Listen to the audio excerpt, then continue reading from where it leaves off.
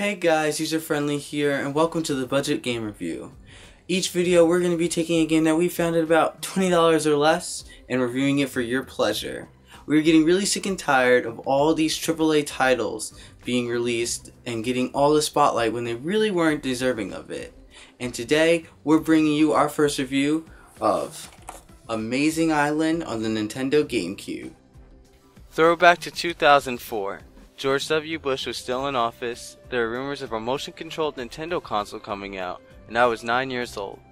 Back in the day, when you used to have to rent games to try them, my mom and I went to Blockbuster and she let me pick out any game that I wanted. I walked around the store for a bit and one caught my eye. There was a kid on the cover with Pokemon-like creatures surrounding him and the subtitle said, "Imagine, build, and collect your own monster creations." Of course, that would make any 9-year-old who liked Pokemon go nuts. We rented it and boy did I love this game.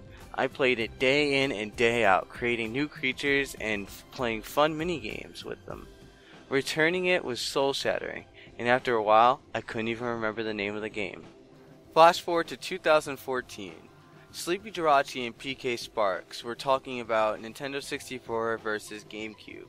Sleepy brought up the name Amazing Island and I freaked out. After so long, I finally found the game I've been looking for years. I immediately went on eBay and purchased it for a measly $9, including shipping. So, did it hold up to my nostalgia, or was it just a waste of $9? When you start up the game, you can choose your gender, either boy or girl, and name your character. Afterwards, you wake up on a mysterious barren island. An evil little dude pops up and tells you that you're not allowed to save the island, and you get sent into a minigame with a random monster generated by the game. This minigame, Eviling Bali, is repeated a lot. After every set of minigames or trials, you have to play this minigame to get an orb, and it never really gets any harder. There's never a need to mix it up or press the different buttons. I usually just kept barely tapping the fire at the right time and won every single time. The orbs that you win from completing these minigames unlock new customization options and progress the story along. There are lots of other minigames too. Some of them are really fun and had the UZF crew and I at the edge of our seats, passing up the controller and trying to finish them. My favorites had to have been the ones that required perfect timing, like Basket Barrage or Catapult Craze. Getting to number 1 on the rank board is super satisfying, as the scores are actually kind of difficult to defeat if you're not very good at the game. Some of the minigames didn't make any sense as to how they worked, and the game doesn't do a very good job of teaching you how to play. A lot of things you need to know get swept under the rug unless you talk to this big guy, Elder Jimba, and ask him to explain everything in a barrage of text boxes. By the time I finished the game, I realized there were types and that each type excels at a different type of minigame. I wish they had said something about that sooner, since it would have made things a lot easier.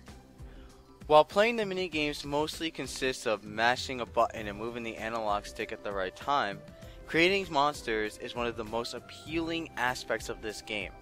Creating monsters in this game is extremely fun, interesting, and way ahead of its time.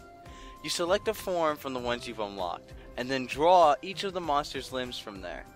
You unlock more customization tools like fine-tuning as you progress through the game.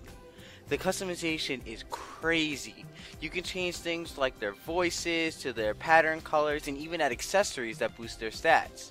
You can make some really absurd creatures with all of these tools. Pair that with your friends aiming to make the weirdest thing possible and you'll have a really great time. So in all, I honestly believe this game is worth your money. If you can find it for less than $10, I highly recommend it. It's super short, but very replayable, and a really great party game to play and pass off with your friends. I had a blast with it, and I think you guys will too.